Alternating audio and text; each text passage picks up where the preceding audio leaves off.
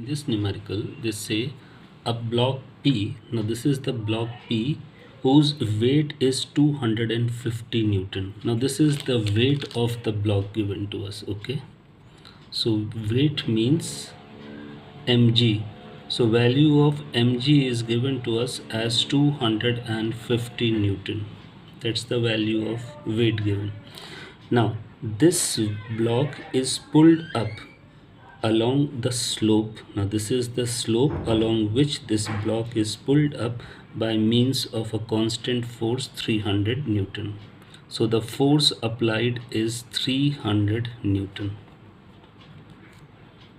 Okay, now you see यहाँ पे इस ब्लॉक को इस स्लोप के अलोंग ले जा रहे हैं, है ना, तो फोर्स लग रही है अलोंग द स्लोप। अब अगर ये ब्लॉक स्लोप के अलोंग जाएगा ऊपर तो वर्क डन निकालना पड़ेगा कि कितना वर्क होगा, और वर्क डन निकालने के लिए मुझको चाहिए होगा लेंथ ऑफ द स्लोप। पहली चीज़ तो हमें यहाँ पे निकालनी पड़ेगी लेंथ ऑफ द स्लोप, क्योंकि इसमें कहा गया how much work is done. तो फोर्स का वर्क डन निकालना, तो फोर्स इस ब्लॉक को इस स्लोप के अलोंग ले जा रही है। तो जब तक आपको लेंथ ऑफ द स्लोप नहीं पता लगेगी तब तक आप work done by the force नहीं निकाल पाएंगे। दूसरी चीज़, आप ये देखिए, जब ये ब्लॉक यहाँ से यहाँ आएगा तो ये हाइट गेन कर लेगा। फिर सेकंड पार्ट में यही पूछा गया how much is that potential energy. तो जब पोटेंशियल एनर्जी निकालनी है तो आपको हाइट भी पता करनी पड़ेगी। तो हमारा देखिएगा फर्स्ट पार्ट और सेकंड पार्ट को सॉल्व करने का टारगेट यहाँ पे यही रहेगा कि हम लोग पहले इसकी स्लोप की लेंथ निकालें और ये हाइट निकालें। अब आप देखो, ये एक राइट एंगल ट्रायंगल है। इस राइट एंगल ट्रायंगल में आपको बेस दे रखा है। एक तो आपको परपेंडिकुलर निकालना है, दूसरा आपको हाइपोटेन्यूज निकालना है।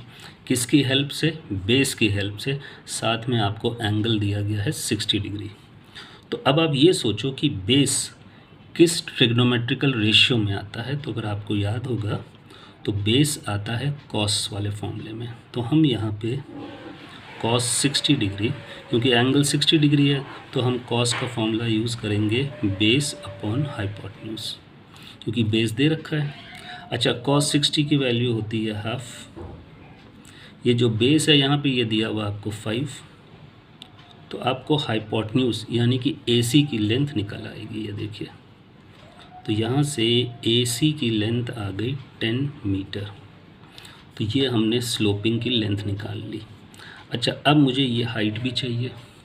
अब इस हाइट को देखो तो ये परपेंडिकुलर है, तो हम चाहें तो यहाँ पाइथागोरस थ्योरम लगा दें, क्योंकि हमको ये हाइपोटेन्यूज तो पता लग गया है, बेस भी मालूम है। तो ये परपेंडिकुलर निकालने के लिए हम चाहें तो पाइथागोरस थ्योरम लगा दें, या फिर हम किसी दूसरे ट्रिग्नोमेट्रिकल रेशियो का यूज़ कर लें। अच्छा, बेस हमें पता था। अब एक और ट्रिग्नोमेट्रिकल रेशियो लेते हैं जिसमें बेस आता है, हमने ले लिया 10। देखिए यहाँ पे हम लोगों ने 10 ले लिया, तो ये हो गया tan 60। उसके लिए फॉर्मूला होता है परपेंडिकुलर अपॉन बेस, ठीक है। तो यहाँ पे अगर आप देखिए tan 60 की वैल्यू होगी √3। परपेंडिकुलर यहाँ बोलेंगे हम लोग AB को, और जो बेस है वो है आपके पास 5। तो अब आप देखिएगा यहाँ पे आपके पास AB की लेंथ निकल आएगी 5√3। तो देखिए हमारा यहाँ पे सबसे पहले जो टारगेट रहा कि ये राइट एंगल ट्रायंगल था, इसमें हमको ये स्लोप की लेंथ निकालनी थी और दूसरा ये हाइट निकालनी थी। तो वो दोनों हमने ट्रिग्नोमेट्रिकल रेशियो से निकाल ली। चलिए अब हम क्वेश्चन के पार्ट पे आ जाते हैं। फर्स्ट पार्ट में हमसे क्या कहा गया है, what is the work done by the force F in moving the block P along the slope. देखिए, फोर्स को इस ब्लॉक को मूव करना है अलोंग द स्लोप। आप ध्यान से देखिए कि जिस डायरेक्शन में फोर्स है उसी डायरेक्शन में डिस्प्लेसमेंट भी होना है। तो जब फोर्स और डिस्प्लेसमेंट दोनों एक ही डायरेक्शन में होते हैं तो आपको ये पता है कि जो थीटा होता है उसको लिया जाता है 0 डिग्री। ध्यान से देखिए, जिस डायरेक्शन में फोर्स लगनी है उसी डायरेक्शन में ब्लॉक को जाना है, मतलब displacement and force are in the same direction. तो एंगल जो आप लोगे वो आप लोगे 0 डिग्री का। चलिए फॉर्मूले में पुट करते हैं। फोर्स कितनी है 300 न्यूटन। एस का मतलब है डिस्प्लेसमेंट, तो ये ब्लॉक इस स्लोप के अलोंग डिस्प्लेस हो रहा है, तो आप इस स्लोप की लेंथ ले लेंगे और स्लोप की लेंथ AC हमने कितनी निकाली थी 10 और थीटा है 0 डिग्री। तो ये वर्क डन हमारे पास आ जाएगा, देखिए 300 इंटू 10 यानी कि 3000 और cos 0 की वैल्यू होती है 1। तो फर्स्ट पार्ट का आपका आंसर आ गया 300 जूल। तो ये हो गया work done by the force in moving the block. अच्छा, सेकंड पार्ट में कह रहा how much the potential energy of the block increased. अब सेकंड पार्ट में पोटेंशियल एनर्जी निकालनी है ब्लॉक की। अब देखिए ब्लॉक जो है ये हाइट गेन कर रहा है ना, जब इस लेवल से ब्लॉक यहाँ पहुँच रहा है तो ब्लॉक जो है वो कितनी हाइट गेन कर रहा है AB। और आप कर देखिए तो AB हाइट हम निकाल चुके हैं एस 5√3, तो ये AB हाइट आ गई है। तो सेकंड पार्ट में हमको निकालना है पोटेंशियल एनर्जी गेन्ड। तो जो पोटेंशियल एनर्जी गेन हुई है वो डिपेंड करेगी कि ब्लॉक ने कितनी हाइट गेन करी है। पोटेंशियल एनर्जी का फॉर्मूला mgh। अच्छा, m इंटू जी, अगर मैं इसकी बात करूं m इंटू जी, ध्यान से देखिएगा, तो m इंटू जी जो है ये कहलाएगा वेट ऑफ द ब्लॉक। ये m इंटू जी क्या कहलाएगा, वेट ऑफ द ब्लॉक। और अगर आप न्यूमेरिकल में पढ़ के देखिएगा तो आपको वेट ऑफ द ब्लॉक देखिए दे रखा है, ठीक है। वेट ऑफ द ब्लॉक आपको कितना दिया हुआ है, ये देखिए weight of the block question में गिवन था 250 न्यूटन। सो 250 ये तो वेट हो गया। और हाइट कितनी गेन करी है ब्लॉक ने, ये देखिए 5√3। तो इसको मल्टीप्लाई करेंगे तो 1250 इंटू √3 को 1.732। हम इसको नियरेस्ट जूल में निकाल के देखते हैं कि कितना आएगा। तो 1250 को हम लोग √3 से मल्टीप्लाई करते हैं यानी कि 1.732। तो ये आपके पास आ जाएगा 2165 जूल। ये राउंड ऑफ होके इतना आ गया, ठीक है। ये एग्जैक्ट तो नहीं हुआ क्योंकि हमने यहाँ पे √3 की वैल्यू ली है 1.73, तो ये राउंड ऑफ होके इतना आ गया। अब थर्ड पार्ट को समझते हैं। Account for the difference in work done and the increase of potential energy. पहली चीज़ तो आप ये समझिए, इस ब्लॉक को हम ऊपर ले जा रहे हैं, तो इस ब्लॉक को ऊपर ले जाने में हम जितना भी वर्क करेंगे वो पोटेंशियल, अच्छा जब ब्लॉक ऊपर जाएगा तो हम वर्क करेंगे, तो ये ब्लॉक हाइट गेन कर रहा है, तो जो वर्क डन होगा वो स्टोर हो जाना चाहिए in form of potential energy, क्योंकि इसने हाइट गेन कर लिया है। तो आप ये ध्यान से देखिए कि यहाँ पे वर्क तो हमने किया 3000 जूल, लेकिन जो पोटेंशियल एनर्जी ब्लॉक ने गेन करी वो करी सिर्फ 2165, जबकि जितना हमने वर्क किया था वो पोटेंशियल एनर्जी के फॉर्म में इसके अंदर स्टोर होना चाहिए था, पर उतना हुआ नहीं। तो क्वेश्चन के वही पूछा गया थर्ड पार्ट में, अकाउंट फॉर द डिफरेंस। ये डिफरेंस क्यों आया, तो पहली बात तो हम देखेंगे डिफरेंस आया कितना। तो अगर हम यहाँ पे माइनस करके देखें तो वर्क हमने किया था 3000, लेकिन गेन इन पोटेंशियल एनर्जी हुआ सिर्फ 2165। तो अगर हम यहाँ पे देखें माइनस करके तो हमें पता लगेगा कि कितना उसको लॉस हुआ है।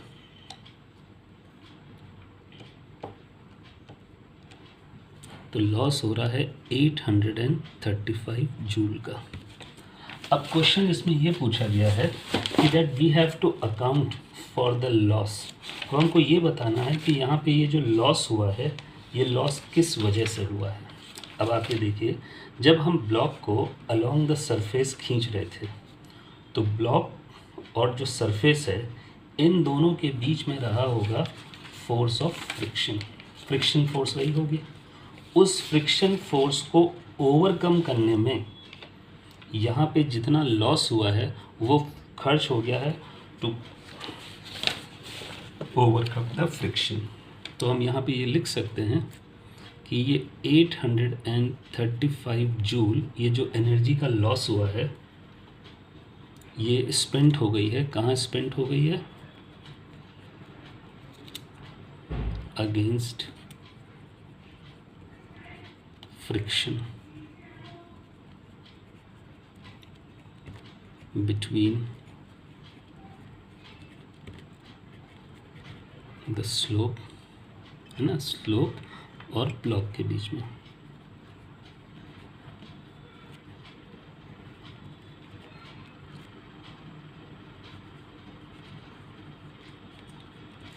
अच्छा, अगर ये इतनी एनर्जी स्पेंड हो गई है अगेंस्ट द फ्रिक्शन, तो एनर्जी कभी डिस्ट्रॉय तो होगी नहीं, तो वो एनर्जी गई कहाँ?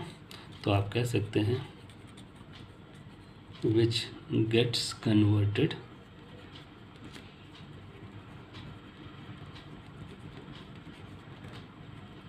Into heat energy. तो इस क्वेश्चन को आप समझिए। इसमें सबसे पहले अगर आप देखिएगा तो ना तो हमको इस स्लोप की लेंथ पता है और ना ये हाइट पता है, तो हमने देखिए ट्रिग्नोमेट्री का यूज़ करके इसकी लेंथ और हाइट निकाली। ठीक है, ओके। सेकेंड न्यूमेरिकल को देखें, इसमें क्या दिया हुआ है? अ बुलेट ऑफ मास 50 ग्राम। तो सबसे पहले तो देखिए, तो बुलेट का जो मास है वो ग्राम्स में दिया है, तो इसको हम लोगों ने केजी में कन्वर्ट कर लिया। अगर मैं इसको रिड्यूस करूं तो 1/20 kg, ये हो गया मास।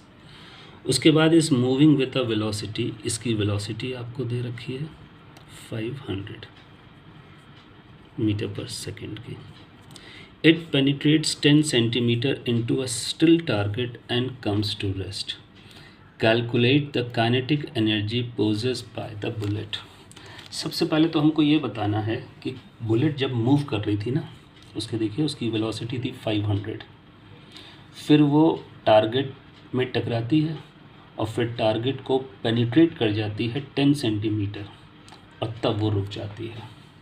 यानी कि जब बुलेट शुरू में मूव कर रही थी तो बुलेट के पास थी काइनेटिक एनर्जी। तो फर्स्ट पार्ट में तो वही निकालना है, kinetic energy possessed by the bullet. तो आप काइनेटिक एनर्जी निकाल लीजिए कि कितनी काइनेटिक एनर्जी थी इसके पास, हाफ। अच्छा, मास हो गया 1/20, वी है 500 वी स्क्वायर। तो अब अगर हम इसको यहाँ पे कैलकुलेट करके देखें, 2 से कैंसिल करेंगे तो 25, इसको 2 से कैंसिल करेंगे तो ये आएगा 6250 जूल। ये हो गई काइनेटिक एनर्जी बुलेट के पास। ठीक, अच्छा, ये पेनिट्रेट करती है 10 सेंटीमीटर स्टिल टारगेट में एंड कम्स टू रेस्ट। अब हमें बताना है एवरेज रिटार्डिंग फोर्स।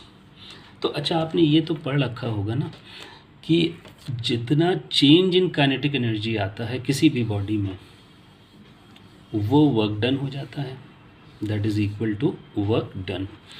अब ये देखो कि बुलेट की काइनेटिक एनर्जी पहले ये थी, बाद में बुलेट रुक रही है तो फाइनल काइनेटिक एनर्जी तो उसकी हो जाएगी 0। तो जो चेंज इन एनर्जी आएगा वो कहलाएगा वर्क डन। तो ये तो इसकी हो गई इनिशियल काइनेटिक एनर्जी, राइट। ये इसकी इनिशियल काइनेटिक एनर्जी आ गई। अब बाद में बुलेट रुक जा रही है तो जो इसकी फाइनल काइनेटिक एनर्जी हो रही है बुलेट की, वो तो हो जा रही है 0, क्योंकि वो तो रुक जा रही है और बॉडी एट रेस्ट में काइनेटिक एनर्जी तो 0 होती है। तो कितना एनर्जी चेंज हुई? चेंज इन काइनेटिक एनर्जी, तो फाइनल है 0 और इनिशियल थी 6250। तो चेंज इन एनर्जी आपके पास देखिए नेगेटिव जा रहा है, चेंज इन एनर्जी नेगेटिव। जो चेंज इन एनर्जी होता है वही कहलाता है वर्क डन। तो भाई वर्क डन वो भी नेगेटिव आया। अब सोचो यहाँ पे वर्क डन नेगेटिव क्यों हो रहा है? क्योंकि जो बॉडी है वो रुक रही है, तो जब किसी बॉडी को रोका जाता है तो work done on the body होता है, work done by the body नहीं होगा, क्योंकि बॉडी तो रुक रही है तो उस बॉडी को रोका जा रहा है और टारगेट उसको रोक रहा है, तो वर्क डन नेगेटिव। अब आपको निकालना है एवरेज रिटार्डिंग फोर्स, तो work is equal to force into displacement, है ना। अच्छा, अब देखिएगा यहाँ पे वर्क डन हमारे पास नेगेटिव है, फोर्स हमें निकालना है, और जो डिस्प्लेसमेंट हुआ है वो हुआ है, देखिएगा न्यूमेरिकल में आपको दे रखा है 10 सेंटीमीटर का, तो उसको मीटर में कन्वर्ट कर लें।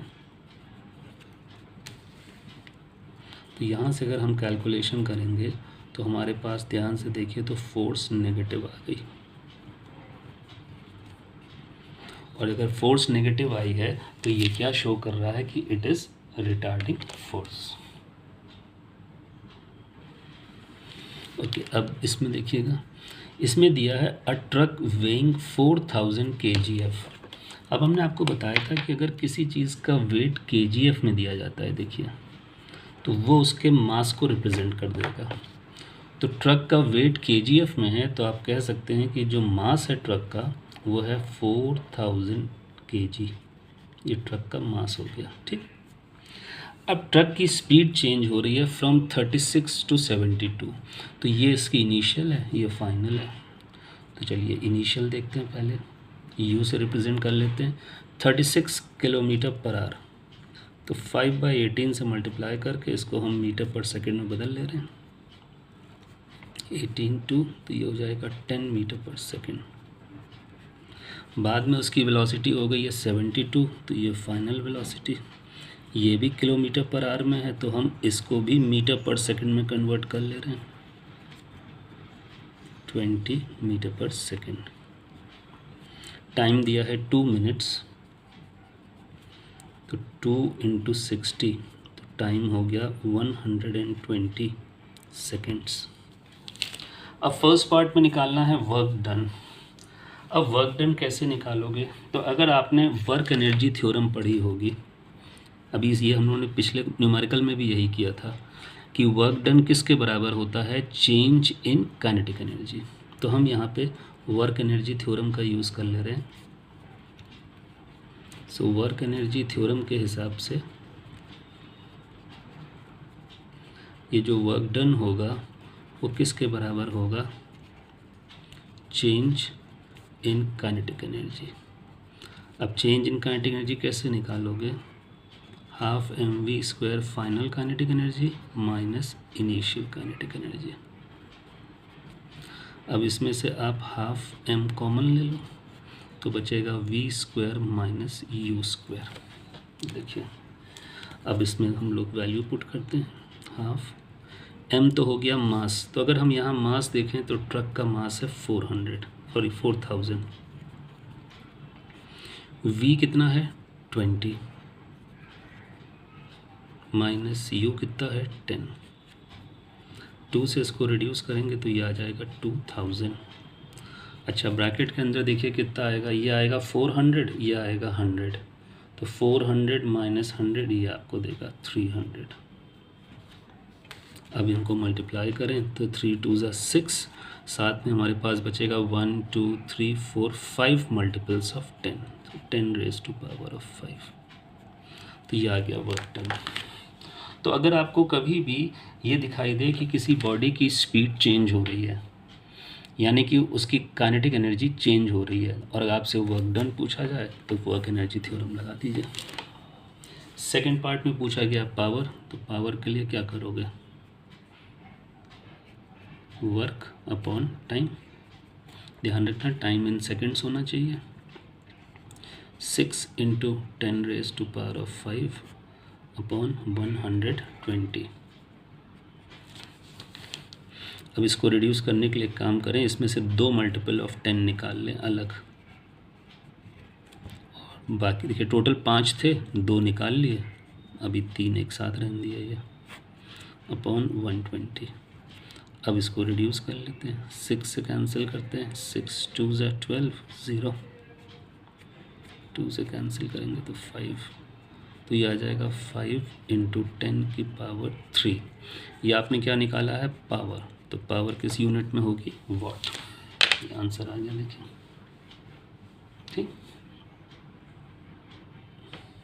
अच्छा, इस न्यूमेरिकल में देखिए क्या कहा गया, how much work is needed to be done on a ball of mass 50 gram to give it a momentum. देखिए, अगर आप किसी चीज़ को मोमेंटम देते हैं तो इसका मतलब होता है कि आप उसको काइनेटिक एनर्जी दे रहे हैं, कि उसकी स्पीड देखिए आप। अब यहाँ पे देखिए आपके पास दिया है मास। अच्छा, मास जो आपको दे रखा है वो ग्राम्स में है, इसको हमने 1000 से डिवाइड करके केजी में कन्वर्ट कर लिया। अब आपको दिया गया है मोमेंटम। मोमेंटम भी आपको सीजीएस यूनिट में दिया है। तो एक काम करते हैं, पहले ये मोमेंटम दिया है तो हम लोग मोमेंटम का फॉर्मूला लगा लेते हैं। मोमेंटम का फॉर्मूला होता है m/v। ठीक, मोमेंटम सीजीएस में है, मास भी सीजीएस में है, दोनों को सीजीएस में इस्तेमाल कर लीजिए। मास कितना है? मास है इसका 50। तो यहाँ से आपको उसकी वेलोसिटी पता लग जाएगी। देखिए, बॉडी की वेलोसिटी। अच्छा, ये भी सीजीएस में आएगी तो सेंटीमीटर/सेकंड आएगी। अब इसको आप चाहो तो मीटर/सेकंड में कन्वर्ट कर लो। 10 सेंटीमीटर है तो डिवाइडेड बाय 100 करके 0.1 मीटर/सेकंड। अब आप देखो हमारे पास इंफॉर्मेशन में क्या क्या था। मोमेंटम था, मास था, दोनों सीजीएस में थे। तो हमने यहाँ से वेलोसिटी निकाल ली, वो भी सीजीएस में आ गई। फिर हमने उसको मीटर/सेकंड में कन्वर्ट कर लिया, एसआई में। मास हमारा एसआई में हम कन्वर्ट कर चुके थे पहले। अब कहा है कि how much work is needed. अब अगर मुझे वर्क निकालना है तो मुझे इसको मोमेंटम दे रहा हूँ, यानी कि काइनेटिक एनर्जी दे रहे हैं इसको हम काइनेटिक एनर्जी निकाल लें, क्योंकि वर्क एनर्जी थ्योरम के हिसाब से जितनी काइनेटिक एनर्जी दी जाएगी उतना ही वर्क डन होगा। तो यहाँ हम निकालते हैं काइनेटिक एनर्जी, 12 mv²। तो यहाँ आप देखिए जो मास है वो तो 1/20। अब हम सारी चीज़ें देखिए एसआई में ले रहे हैं, वेलोसिटी एसआई में। ठीक है, तो ये हमारे पास हो जाएगा, डेसिमल हटा दें। अगर हम डेसिमल हटाते हैं तो ये हमारे पास हो जाएगा 12 1/20 1/10 इंटू 1/10। ठीक, तो नीचे मल्टीपल ऑफ 10 3 हो गए, ऊपर तो 1 आया, नीचे मल्टीपल ऑफ 10 ये 3 हो गए, तो इसको लिख दें 10⁻³ और ये हो गया 4। अब 1 को तुम 4 से डिवाइड कर दो। अब 1 को तुम 4 से डिवाइड करोगे तो आएगा 0.25। 1 divided by 4 will give you 0.25। इसको ऊपर ले जाओ तो 10⁻³ ये आपने काइनेटिक एनर्जी निकाल ली। अच्छा, जितना बॉडी में काइनेटिक एनर्जी बढ़ेगी उतना ही उसमें वर्क डन हुआ होगा बाय वर्क एनर्जी थ्योरम। तो आपको तो निकालना था work done. So work is equal to change in kinetic energy, जितना काइनेटिक एनर्जी उसको इम्पार्ट की गई, 0.25 -3 जूल। ये हो गया वर्क डन। क्लियर हो गया होगा। क्वेश्चन में देखिए इन्होंने कहा था कैलकुलेट द वर्क डन। तो वर्क डन के लिए इस भी कह रहे थे कि बॉल को मोमेंटम दिया जा रहा है, तो मतलब उसकी काइनेटिक एनर्जी दी जा रही है। मोमेंटम दे रहे हैं किसी को तो काइनेटिक एनर्जी दे रहे हैं। तो पहले हमने मोमेंटम की हेल्प से उसकी वेलोसिटी निकाल ली, स्पीड आ गई, उसको मीटर/सेकंड में निकाल लिया, मास को भी ऐसा ही यूनिट में ले लिया था। तब हमने काइनेटिक एनर्जी पता करी कि कितनी काइनेटिक एनर्जी उसको दी गई है। सब ऐसा ही में था तो जूल में आ गई, वही उसका वर्क डन हो जाएगा। तो इधर देखिए हमने 3-4 जो न्यूमेरिकल्स किए हैं, सेकंड, थर्ड, फोर्थ, सब में हम लोगों ने एक ही सब वो लगाया है फंडा कि जितना चेंज इन काइनेटिक एनर्जी या जितना काइनेटिक एनर्जी तुम बॉडी को दे रहे हो वही वर्क डन कहला रहा है by work energy theorem. Okay, see numerical number 5. They say an electron and a proton have their masses in the ratio 1:1840. तो ये इलेक्ट्रॉन और प्रोटॉन के मास का रेशियो दिया है। तो अगर मैं रेशियो कांस्टेंट m ले लूँ तो मुझे मास ऑफ इलेक्ट्रॉन ये हो जाएगा m 1m, और जो मास ऑफ प्रोटॉन है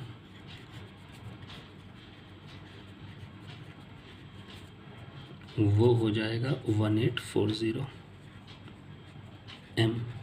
हमने रेशियो कांस्टेंट m लगा दिया तो ये इसका मास हो गया m, एक का हो गया 1840। अब आगे क्या कहा जा रहा है, what will be the ratio of the kinetic energy. अब मुझे दोनों की काइनेटिक एनर्जी का रेशियो निकालना है। If they have equal momentum, both have equal momentum, ठीक है, मोमेंटम दिया नहीं है so let it be p मान लेते हैं, दोनों का मोमेंटम p है। अब मुझे दोनों की काइनेटिक एनर्जी निकालनी है, तो एक काम करते हैं, पहले दोनों की काइनेटिक एनर्जी कैलकुलेट करते हैं, फिर उसका रेशियो बना लेंगे। अच्छा, काइनेटिक एनर्जी जब मोमेंटम दिया जाता है तो कैसे, देखिए वैसे तो काइनेटिक एनर्जी का फॉर्मूला आपने देखिए यहाँ पे लिख दे रहा हूँ, पढ़ा है, 12mv²। इसके अलावा आपने काइनेटिक एनर्जी का एक और फॉर्मूला पढ़ा होगा, half momentum square upon m। ये देखिए, तो मैं ये वाला फॉर्मूला यूज़ करूँगा यहाँ पे। तो अगर मैं काइनेटिक एनर्जी ऑफ इलेक्ट्रॉन की बात करूँ, काइनेटिक एनर्जी ऑफ इलेक्ट्रॉन, तो इलेक्ट्रॉन की काइनेटिक एनर्जी के लिए आप लिखेंगे हाफ, मास की जगह पे हाफ मोमेंटम हमने कितना ले रखा है p, तो p² अपॉन मास की जगह पे m। ये आ गया मेरे पास काइनेटिक एनर्जी ऑफ इलेक्ट्रॉन। हमने मोमेंटम वाले फॉर्मूले से निकाली काइनेटिक एनर्जी, क्योंकि यहाँ मोमेंटम दे रखा था कि इक्वल है।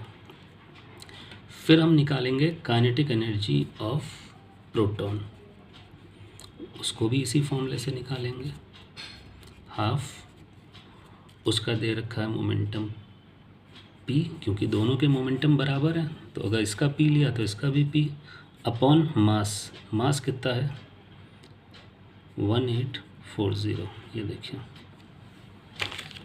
अब मेरे पास दोनों की काइनेटिक एनर्जी है, तो क्वेश्चन के हिसाब से मुझे दोनों की काइनेटिक एनर्जी का रेशियो पता करना है।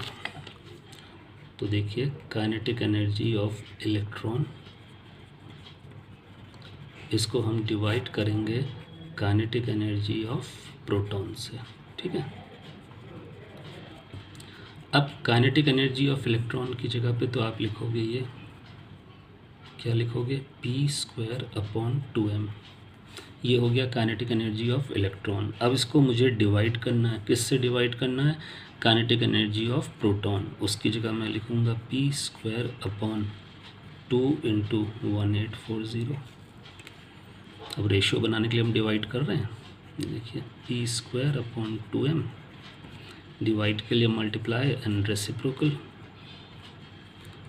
तो ये m था, सॉरी इसके साथ में m है, तो 2 × 1840m अपॉन p²।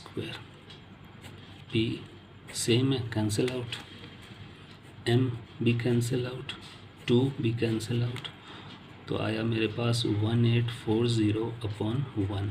तो ये आ गया ratio of the kinetic energy. तो इसको रेशियो फॉर्म में लिख दें, ये देखिए। तो ये ध्यान रखिएगा कि दोनों के हमको मास का रेशियो दिया था, तो हमने एक रेशियो कांस्टेंट m ले लिया दोनों के साथ, दोनों के मोमेंटम बराबर बताए गए, तो हमने मोमेंटम p ले लिया। काइनेटिक एनर्जी के दो फॉर्मूले होते हैं, तो हम ये वाला फॉर्मूला यूज़ करें काइनेटिक एनर्जी का। इस फॉर्मूले को यूज़ करते हुए ये आई काइनेटिक एनर्जी ऑफ इलेक्ट्रॉन, और उसी फॉर्मूले को यूज़ करते हुए ये देखिए हाफ p² और ये उसका मास है, ये आई काइनेटिक एनर्जी ऑफ प्रोटॉन। अब दोनों की काइनेटिक एनर्जी को मैं डिवाइड कर दूं तो मुझे रेशियो पता लग जाएगा। क्लियर।